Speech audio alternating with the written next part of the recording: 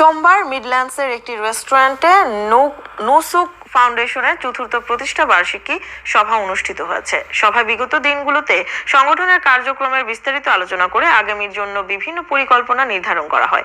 এ নিয়ে বিস্তারিত থাকছে আমাদের বিশেষ প্রতিনিধি আব্দুল আহাদ সুমনের প্রতিবেদনে। ক্যামেরায় ছিলেন মিজান রেজা চৌধুরী। 2020 সালে প্রতিষ্ঠিত নুসুক ফাউন্ডেশন দ্বীনি শিক্ষা প্রসার ও আর্থমানবতা কল্যাণে কাজ করে যাচ্ছে। বাংলাদেশের বিভিন্ন জেলার প্রত্যন্ত অঞ্চলে সেবা পৌঁছে দেওয়ার প্রত্যয় নিয়ে কাজ করছে সংগঠনটি। এমন বাংলাদেশে এমন যে জায়গাগুলো এখানে আশেপাশে কোনো মসজিদ নাই, 2 মাইল 1 মাইলের মধ্যে কোনো মসজিদ না থাকে, সেখানে আমরা মসজিদ নির্মাণ করে দিই এবং পাশাপাশি মসজিদের সাথে নুরানি শিক্ষা পদ্ধতিতে ধর্মীয় শিক্ষা কার্যক্রম থাকে। পাশাপাশি আমরা হাফিজি মাদ্রাসাও আমরা করার চিন্তাধারা আছে ভবিষ্যতে। যেখানে মসজিদ হবে সেখানে আমাদের হাফিজি মাদ্রাসা কার্যক্রম থাকবে। ইতিমধ্যে নুরানি মক্তব প্রতিষ্ঠা, মসজিদ মেরামত, স্বাস্থ্যসেবার অ্যাম্বুলেন্স সার্ভিস সহ বিভিন্ন প্রকল্প নিয়ে কাজ করছে সংগঠনটি। এমন মহৎ কার্যক্রমে সকল মুসলিম ভাই বোনদের এগিয়ে আসারও আহ্বান জানান সংগঠনের উপদেষ্টা।